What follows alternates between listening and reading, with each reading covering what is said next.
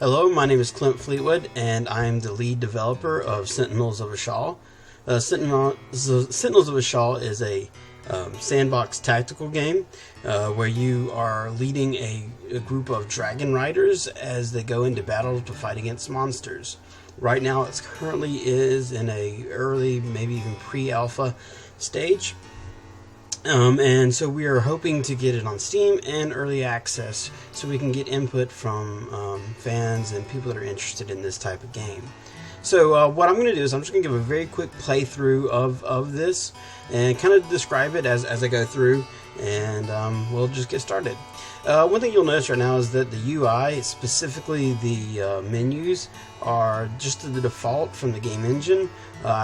We are really going from the ground up to redo some of the UI specifically, so it's very much in a pre-alpha stage as far as the menus go. And we can talk more about other things as we go. So anyway, right now, instead of having a story mode or multiplayer, which are planned, we just have it basically where you jump right into battle. Also, the next thing we're going to be planning is a progression mode, where you do go beyond just making a battle and starting. But again, very early alpha is where we are. Again, this menu system will be completely changed in the future. So what you can do here is you can pick the type of battle you want: fields, valley, jungle. Let's just go ahead and go with fields. Let's just set up about 3 or 4 enemies, and let's make the obstacles kind of full. And so these are just basically creating a very simple battle. As you go into progression mode, there'll be battles that you pick that you get to go and progress and get more units and that sort of thing. Alright, here's where you would actually set up your team, and you can see the begin battles blackened out. Each unit has different abilities, and you make a unit by adding a dragon to a rider to a sword.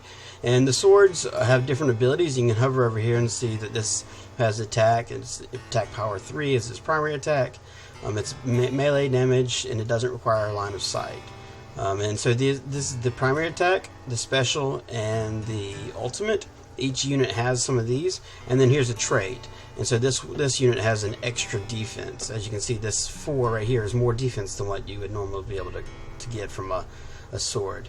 And so you can go through and see the different swords that you have the ability to do. You can also create a new sword, and you build it based on schematics.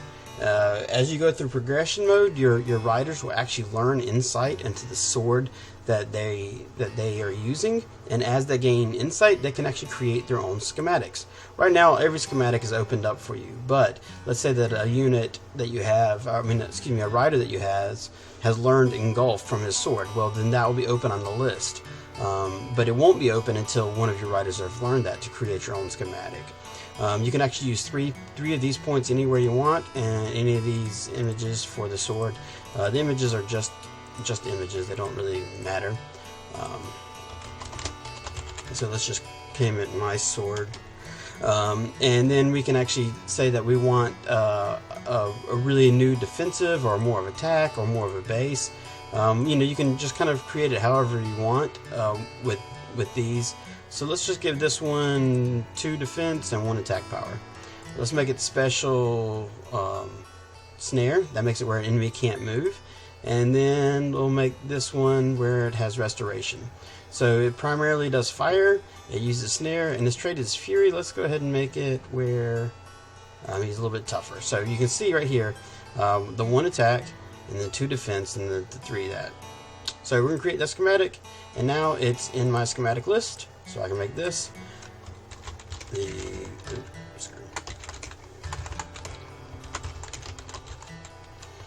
good sword. And let's change the background, make it look a little prettier, or opaque, or whatever.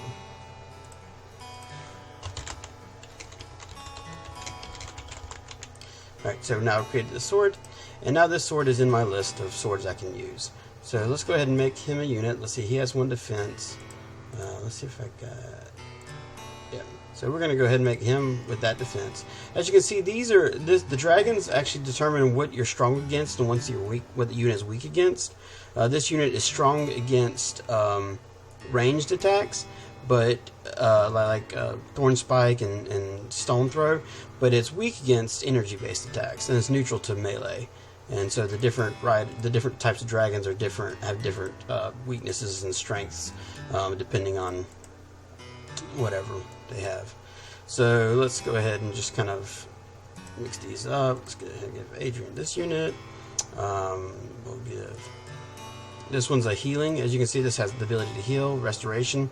You do use the holy trinity of MMOs in this game, so it's very important that you can tank the enemies, and I'm just gonna go ahead and make the rest of the units. Just kind of show you.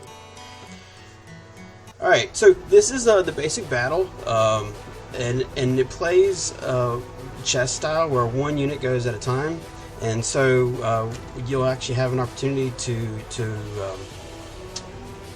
take one unit and move him and do his abilities.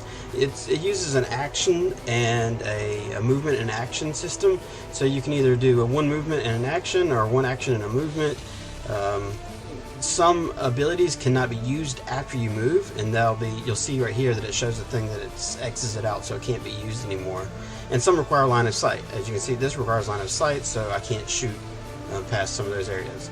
The restoration and snare do not require line of sight. So here are my enemies. If you look over here, I've got one rock giant and then two basilisks. The heads-up display in the UI is one of the first things we're going to be changing. So I know it looks a little fuzzy. That's going to be completely changed very, very soon. So let's go ahead and move them into place and kind of go through the battle. The AI uses an aggro system to determine who is going to be the next attacker, or the next person that unit is going to attack. First, it bases on proximity. If there's the closest enemy, that's who they'll attack. If someone has hit them harder, then that's who they'll attack. And then if someone taunts, then that's who it'll choose to attack. And the amount of aggro goes down each turn that someone else hasn't hit them. So it's a pretty simple system, but it's really effective to make it the AI very smart. Also, you can hover over the unit and you can see where they're strong, their defense is strong, and where the defense is weak. So you see that in the front they have more defense, and in the back they don't. That's their shields, those hexagons. And you can see this one's lighter, so it has less. This one's even lighter, almost no defense at all. And the red means it's actually a negative defense. So it's easy for them to get more points hit damage. So let's go ahead and do a war cry so I can get everyone's attention, basically. And so that basically both those guys are taunted by this unit. I'm going to go ahead and speed this battle up, but so you can just kind of see, because it does take about 10 to 15 minutes for each battle, and so this is going to go a little faster than what the game does, but you basically see how to play it through.